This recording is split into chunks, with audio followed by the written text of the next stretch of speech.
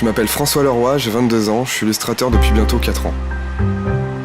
C'est pendant mon cursus scolaire en art graphique que j'ai découvert l'art digital. Ça m'a tout de suite passionné. C'est à ce moment-là que j'ai découvert des galeries digitales comme Homecashop, des collectifs comme Devcore, vraiment bourrés de talent. Ça m'a tout de suite fasciné, je me suis reconnu dans ce que je voyais. J'ai donc choisi de partir là-dedans de manière autodidacte. C'est quand j'étais en cours que j'ai décroché mon premier contrat. À partir de là, je suis devenu freelance et représenté par une agence. Par la suite, j'ai eu la chance de travailler au sein de collectifs comme le KDU et Slash Free, dans lesquels je me suis vraiment épanoui. Alors mes influences, c'est principalement les travaux d'Escher, qui étaient de l'illusionnisme, des architectures impossibles, ce qui me fascine beaucoup. Je suis très influencé par le noir et blanc, par l'art traditionnel. Je reste quand même très croquis, dessin, et en même temps, ce qui est assez paradoxal, par le psychédélisme. Dans mon travail, je suis amené aussi à collaborer avec des gens, participer à des shootings, proposer mes idées en tant que directeur artistique. D'ailleurs, en ce moment, je travaille avec Beware Magazine pour leur création de t-shirts. Donc j'ai déjà créé leur logo. Et on va organiser un shooting pour nous donner une idée de l'intégration du logo sur le t-shirt qui va paraître dans le magazine et sera imprimé pour le staff.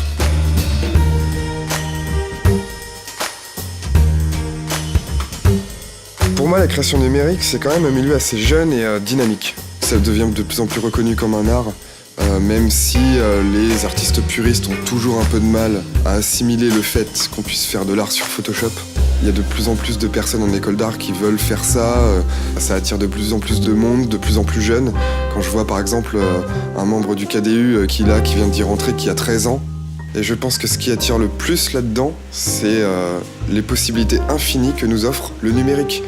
Avec les dernières technologies, des logiciels comme Photoshop, Cinema 4D, on peut créer sans avoir un atelier de 400 mètres carrés tout en bordel. Pour le projet Photolia, j'ai choisi le thème du voyage. C'était le thème qui me parlait le plus, qui m'a le plus inspiré sur le moment. Par rapport à ce thème-là, j'ai imaginé donc différents paysages qui se superposaient. L'idée était de représenter un personnage principal qui imaginerait où elle pourrait partir, où elle pourrait voyager. Les directives de Photolia étaient de travailler des éléments photographiques sous forme de photomanipulation, chose que j'avais déjà faite. Donc ça m'a permis tout simplement de partir beaucoup plus loin avec ce visuel. J'ai commencé par rechercher des photos de paysages sur le site Photolia qui concordaient avec les perspectives de ma création. J'ai donc intégré déjà sous forme brute 3 paysages, la plage, la forêt et la montagne enneigée.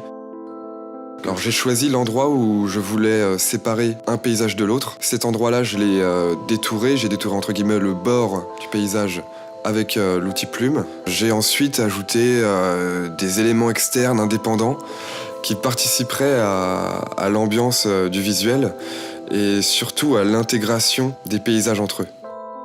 Dans ma phase de création, j'aime bien, assez tôt dans le processus, travailler, expérimenter les couleurs, en tout cas ce que pourrait donner le rendu coloré de l'image.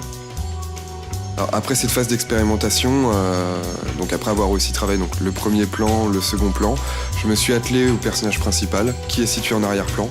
Le personnage que j'ai intégré est à la base une photo que j'ai détourée avec l'outil plume. J'ai ensuite utilisé le filtre contour lumineux et le mode de fusion superposition pour l'intégrer dans le ciel. Concernant la chevelure, j'ai utilisé le logiciel Illustrator. J'ai tout d'abord tracé les lignes directrices de cette chevelure avec l'outil crayon. Et je me suis aidé de l'outil duplication de forme pour créer les intermédiaires entre ces 2 lignes directrices. Ensuite, j'ai importé cette chevelure sur Photoshop, là où se plaçait la chevelure originale. Pour finaliser la création, j'adapte ensuite les textures, je les ajoute à chaque élément. En dernier lieu, je m'occupe des retouches colorimétriques globales avec des outils Photoshop comme balance des couleurs, mélangeur de couches ou vibrance. Dans les mois à venir, je voudrais approfondir le côté illustratif de mes créations et progresser en modélisation 3D, pouvoir faire des animations beaucoup plus complètes. C'est vraiment un objectif que je me fixe à court terme. Le conseil que je pourrais donner serait d'être honnête avec soi-même. Savoir prendre du recul par rapport à ce qu'on fait Ne pas hésiter à recommencer, supprimer des éléments, même si on a passé beaucoup de temps dessus, beaucoup de travail. De toute manière, ça vous fera évoluer. Et pour finir, je voudrais remercier la collection TEN et Fotolia de m'avoir fait participer à ce projet.